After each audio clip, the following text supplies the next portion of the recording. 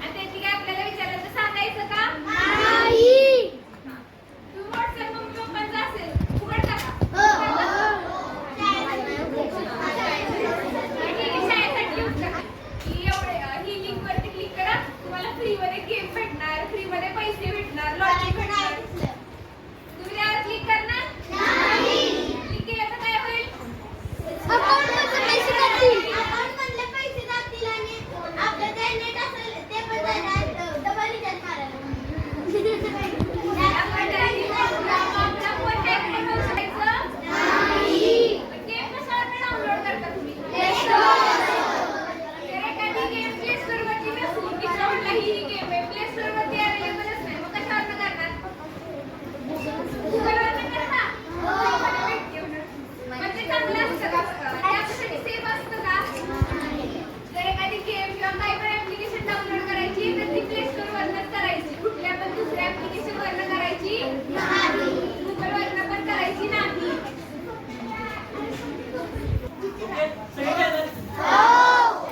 Science करायचं फक्त हाताच्या. जर बरोबर वाटत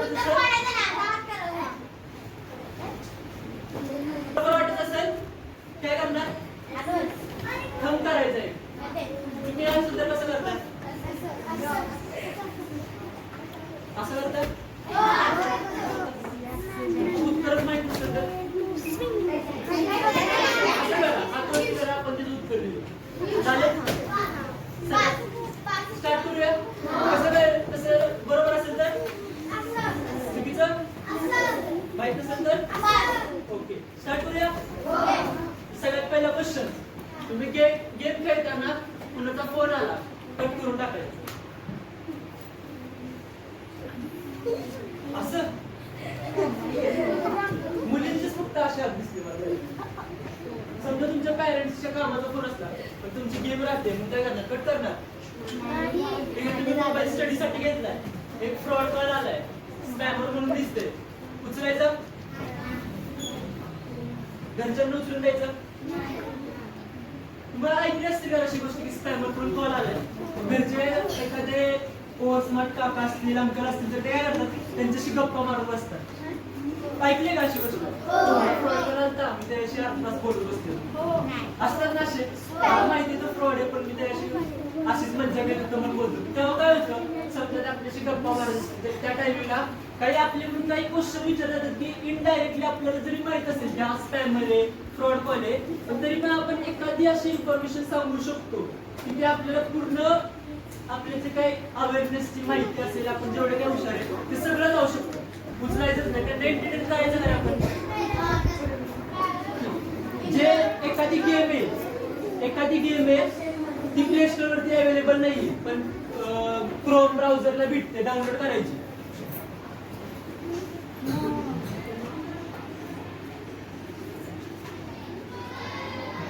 ज्यांच्या हातवर नाही त्यांना काय काहीच नाही. ठीक आहे. आता मोबाईल विदाउट परमिशन यूज करायचा. सगळे परमिशन घेणार आता इथून पुढे. मोबाईलचा स्क्रीन टाइम 1 तासापेक्षा जास्त यूज. स्टडी सोडून 1 तास ठीक आहे, पॅरेंट्सची परमिशन घेत आहे. आउटडोर गेम पेक्षा इंडोर गेम, ऑनलाईन गेम्स खेळायचे.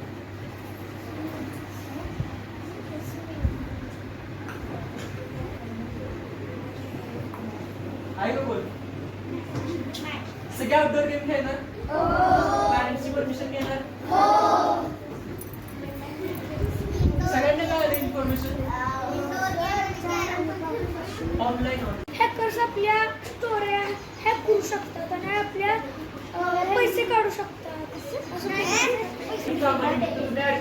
तर तेव्हा काय होतं? अनोळखी लोकांना कळते तुम्ही बाहेर गेलाय, कळतंय ना? तुम्ही फिरायला गेला, तुमच्या फॅमिली सोबत गेलाय, खूप एवढे दिवस एवढं. समज तुम्ही आता राजस्थान, गुजरात ह्या साईड गेला, एका दिवसात येणारी करा तुम्ही. कळते ना लोकांना तुम्ही एवढ्या लांब बाहेर गेलाय, तर तुमचा काहीतरी किती दिवसाचा प्लॅन असेल, एवढे 7 दिवस 8 दिवस असेल, मग त्या टाइमिंग तुमच्यावर चोरी येऊ शकते का रे? इझिली विचारात चोरी नाही, तुमच्या फॅमिली सोबत तुम्ही बाहेर, पूर्ण फॅमिली बाहेर, बरोबर? मग त्या टाइमला काय करायचं? फोटो टाकायचे नाहीत का? घरी आल्यावर टाकायचं. बरोबर, काय होतं त्यात? पुन्हा काय सांगितलं सांगितलं? घरी चोरी करायला येतो तेव्हा मग आपण पोलिसांना कॉल करू शकतो आणि त्याच्यासाठी की आपण घरी तू घरी मग तो घरी येतो आपल्या मग आपण पोलिसांना कॉल करू बरोबर, त्यांनी काय सांगितलं? जेव्हा आपण फिरून येतो माघारी त्या टायमिंगला टाका. मी असं म्हणत नाही की तुम्ही टाकूच नका, प्रत्येकाला सवय असते.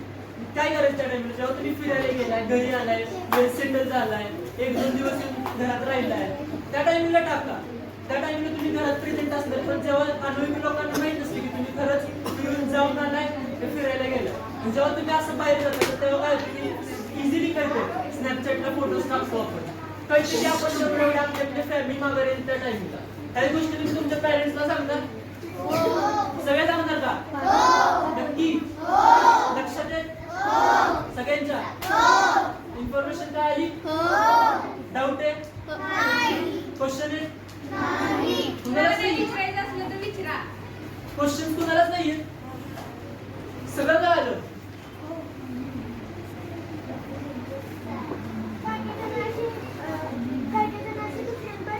ऑनलाईन गेम खेळतात तर त्यांना माहित नसतं की आहे काय वगैरे तर तो त्यांच्या अकाउंट मग तर त्यांना आपलं काही जण फिरले तर त्यांनाही कसं कळणार की हे हॅक करतात आपण यांच्यावर काय करायचं. तर बघ, जेव्हा फर्स्ट ऑफ ऑल आपण ऑनलाईन गेम्स खेळतो, सोशल मीडिया यूज करतो, त्या टायमिंगला अनोळखी लोकांशी गप्पा मारणं, त्याच्यासोबत गेम खेळणं, त्याच्यासोबत चॅटिंग करणं, ह्या गोष्टी सगळ्यात पहिले टाळायच्या. जर तू बोलतो ऑनलाईन गेम्स, तर ऑनलाईन गेम्स जेव्हा तू एखाद्यासोबत गेम खेळतोय, एक मॅच खेळतोय, तेवढं पुरतं खेळला तुम्ही त्याच्याशी पर्सनल कॉन्व्हर्सेशन, मी कुठं राहतो, मी मोबाईल असताना आपल्याला खूप पाहिजे असते त्या आपण काय करतो. मोबाईल जेव्हा हॅक होतात तेव्हा मोबाईलमधलं आपलं काही जास्त करून डिलीट होत नाही. हॅकर्सला आपण आपली इन्फॉर्मेशन देतो. मग त्यासाठी तुम्हाला काही सेफ्टी टिप्स सांगितल्या.